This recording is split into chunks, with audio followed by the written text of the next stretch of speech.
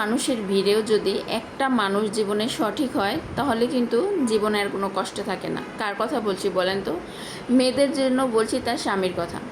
একটা মেয়ের জীবনে যদি তার হাজব্যান্ড পারফেক্ট হয়, তাকে বোঝার মতো হয়, তাহলে কিন্তু তার জীবনে আর কোনো কষ্ট থাকে না। একটা মেয়ে কখনো খারাপ বউ হওয়ার স্বপ্ন নিয়ে কিন্তু শ্বশুরবাড়িতে আসে না। কিন্তু কিছু দুষ্ট লোকের ফ্যামিলির মধ্যে কিছু দুষ্ট লোক থাকে, যাদের কথায় একটা মেয়ে আস্তে আস্তে কঠোর হয়ে যায়। দু একটা কথার জবাব যখন সে দিতে পারে, তখন সে হয়ে ওঠে বেয়াদব বউ, খারাপ বউ।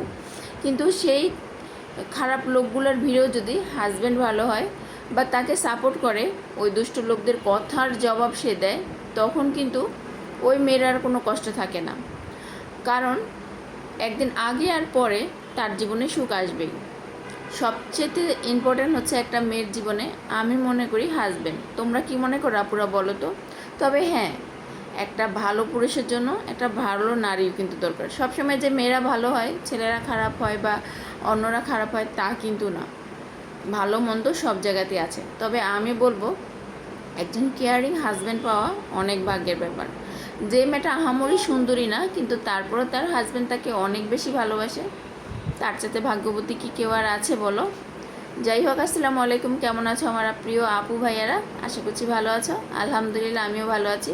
তো দুপুরে রান্না করছিলাম, আর আজকে হচ্ছে আমি পটল আলু দিয়ে রুই মাছ রান্না করছি। প্রথমে দেখতে পেয়েছিলে আমি মাছগুলোকে হলুদ মরিচ লবণ মেখে ভেজে নিছি, আর এখন পটলগুলোকেও ভেজে নিছিলাম ওই তেলের মাঝেই। তারপরে এখন রান্না বসানোর জন্য আমি কড়াইতে পেঁয়াজ দিছি, সেটাকে ভেজে আদা রসুনটাও একটু ভালো করে ভেজে এখানে হলুদের গুঁড়া, মরিচের গুঁড়া, ধনিয়ার গুঁড়া, জিরার গুঁড়া, লবণ দিয়ে দিলাম। তারপর মশলাটাকে কষিয়ে আরও ভালোভাবে কষানোর জন্য পানি দিয়ে দিলাম। এখন মশলাটা খুব ভালোভাবে কষে দেখো উপরে তেল চলে আসছে, আর এই পর্যায়ে আমরা দিয়ে দিব এখানে পটল আর আলু। আসলে এই রান্নাটা শেখানোর কিছুই নাই বা দেখানোর কিছু নাই, রান্না করছি, রান্নার ভিডিও শেয়ার করি, তাই তোমাদের সাথে এটাই শেয়ার করছি। আমি কিন্তু রান্না শিখাই না, কারণ আমি নিজেই খুব ভালো রান্না পারি না। রান্না যেমন এই তরকারি এগুলো খুব পারি না। আবার মাঝে মাঝে এমন হয় জানো, যে আমি আমার তরকারির ফ্যান হয়ে যাই। যাই হোক, মশলাটা ভালোভাবে কষিয়ে পটল সহকারে মশলা কষিয়ে এখন এটা আমি ঝোলের জন্য পানি দিয়ে দিলাম। তা আমি এখানে 3 কাপের মতো পানি দিছি, কারণ এটা কিন্তু আরও এরকম পানি থাকবে না। এখানে আমি আরও 1 কাপ পানি দিয়ে দিয়েছিলাম। তো এটা এখন ঢাকনা দিয়ে ঢেকে দিলাম। যখনই বলক চলে আসবে তারপর আমি মাছ দিয়ে দিব। আর আজকে কিন্তু আমি আরেকটা রান্না করছি, সেটা হচ্ছে করলা ভাজি। খুব বেশি রান্না করি না আসলে, ওরকম খাওয়া হয় না।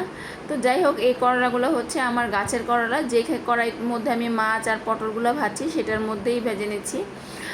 তো এখানে আমি করলা ভাজিটা কী করি, পেঁয়াজটা দেওয়ার পরে আমি করলাগুলো দিয়ে দিই। পেঁয়াজটাকে একেবারে ভাজা ভাজা করি না, এটা এভাবে করলে না বেশি একটা তিতা হয় না।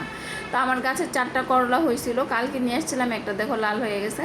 তো সেগুলো ছোটো একটা আলু দিয়েছিলাম সাথে, এখন ধনিয়ার গুঁড়ো আর লবণ দিয়ে দিলাম। বাস, এই তো করলা ভাজি হয়ে গেছে। আর আমার মতো ভাগ্যবান যে আপুরা আছো, যারা ভালো একজন কেয়ারিং লাভিং হাজব্যান্ড পাইছো, তারা অবশ্যই কমেন্টের মধ্যে আলহামদুলিল্লাহ বলে যাবে। ঠিক আছে, আজকের মতো এই পর্যন্ত।